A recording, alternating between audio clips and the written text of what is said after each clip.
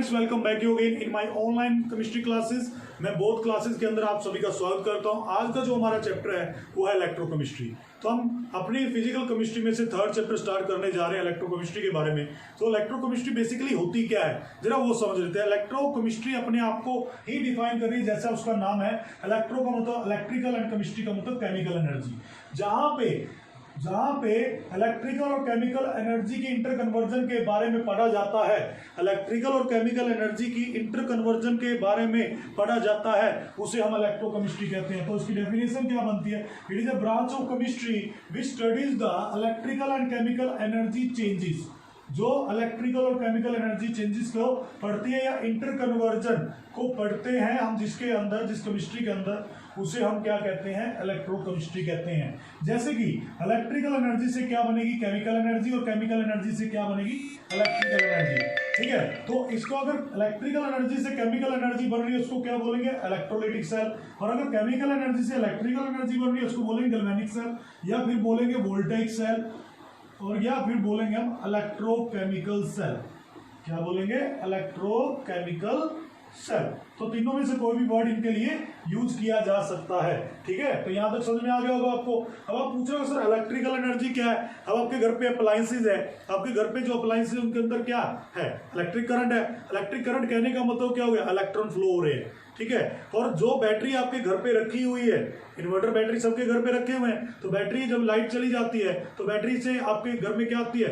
Energy आती है, light आती है। तो केमिकल एनर्जी से आप क्या ले रहे हो? Electrical energy. फिर आप कहोगे सर शुरू में तो बैटरी को चार्ज भी करते हैं, बिल्कुल सही बात है।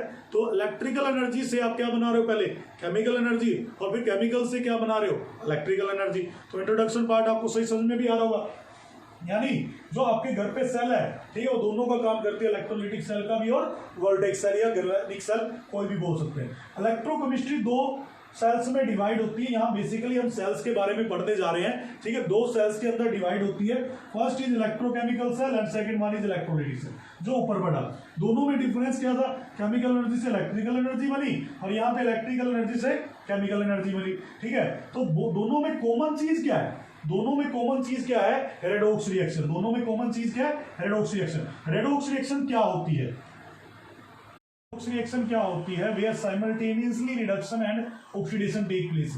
इन दोनों में डिफरेंस क्या होता है? रिडक्शन का मतलब होता है गेन ऑफ इलेक्ट्रॉन, और ऑक्सीडेशन का मतलब होता है लॉस ऑफ इलेक्ट्रॉन। ठीक है, ऑक्सीडेशन का मतलब कहां पे ऑक्सीडेशन होगी? एनोड पे, और रिडक्शन कहां पे होगी?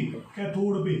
ठीक है, तो इन इलेक्ट्रोकेमिकल सेल स्पॉन्टेनियस रिएक्शन होती है। इन दोनों में डिफरेंस क्या है? इलेक्ट्रोकेमिकल और इलेक्ट्रोलाइटिक सेल के अंदर इलेक्ट्रोकेमिकल सेल के अंदर स्पॉन्टेनियस रिएक्शन होती है, इलेक्ट्रोलाइटिक सेल के अंदर नॉन स्पॉन्टेनियस रिएक्शन होती है। स्पॉन्टेनियस कहने का मतलब क्या हो गया? रिएक्शन अपने आप होगी। रिएक्शन क्या होगी? अपने आप। और इलेक्ट्रोलाइटिक सेल में नॉन स्पॉन्टेनियस कहने का मतलब क्या है? रिएक्शन अपने आप नहीं होगी। तो स्पॉन्टेनियस रिएक्शन के अंदर अगर रिएक्शन अपने आप हो रही है, मतलब इसमें क्या होगा? फ्लो ऑफ इलेक्ट्रॉन अपने आप फ्लो होगा। फ्लो ऑफ इलेक्ट्रॉन होगा तो क्या होगा? करंट प्रोड्यूस होगा। इन इलेक्ट्रोलाइटिक सेल रिएक्शन अपने आप नहीं होती, that's why it is non spontaneous. तो यहाँ पे हमें क्या करना पड़ेगा? पहले करंट देना पड़ेगा, करंट पैदा करने के लिए, तब जाके वो सेल अपना काम करेगी। तो स्पॉन्टेनियस और नॉन स्पॉन्टेनियस बड़े सिंपल तरीके से समझाता हूं मैं आप सभी को। आपके घर पे आपने एक कप चाय का लिया और उसको रख दिया, तो चाय क्या होगी? ठंडी होगी। तो चाय अपने आप ठंडी हुई ना, आपसे पूछ के थोड़ी ठंडी होगी। ये कहेगी मैं ठंडी हो जाऊं, ये कहती है कि चाय क्या होगी? अपने आप ठंडी। कहां चली गई है हीट? एटमॉस्फेयर में चली गई। ओपन रिएक्शन होगी ना, ओपन और क्लोज सिस्टम पड़ा हुआ, तो ओपन सिस्टम है, तो सारी की सारी हीट सराउंडिंग में चली गई।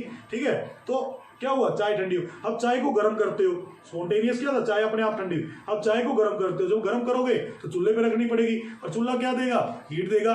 हीट देगा तो क्या होगा? हमने हीट सप्लाई की। क्या बिना हीट के चाय गर्म हो जाएगी? फूंक मार लो, चाय गर्म हो जाएगी। क्या फूंक मारने चाय गर्म हो जाएगी? नहीं सर, मैं अपने हाथों से छू लूंगा तो चाय गर्म हो जाएगी। भाई इतने हॉट हो गया कि चाय गर्म हो जाएगी आपके हाथ लगाते ही। तो करना क्या पड़ रहा है? वहां पे हीट देनी पड़ रही है हमें। तो हीट देनी पड़ रही है मतलब एनर्जी दे रहे हैं, तो वो कैसी होगी? Non spontaneous reaction. तो बेसिकली हम इस चैप्टर में पढ़ेंगे क्या? सेल्स के बारे में पढ़ेंगे, बैटरीज के बारे में पढ़ेंगे, फ्यूल सेल के बारे में पढ़ेंगे, गैल्वेनिक सेल के बारे में पढ़ेंगे, फोटोवोल्टिक सेल के बारे में पढ़ेंगे, कंडक्शन के बारे में पढ़ेंगे। तो इस चैप्टर के अंदर हम इन सारे टॉपिक के बारे में पढ़ने जा रहे हैं, और कुछ न्यूमेरिकल्स करेंगे यहाँ पे, जहां पे अपने ईएमएफ इलेक्ट्रोमोटिव फोर्स कैलकुलेट करना है। तो this is the smallest introduction. Thank you very much. मिलते हैं फिर नेक्स्ट वीडियो में।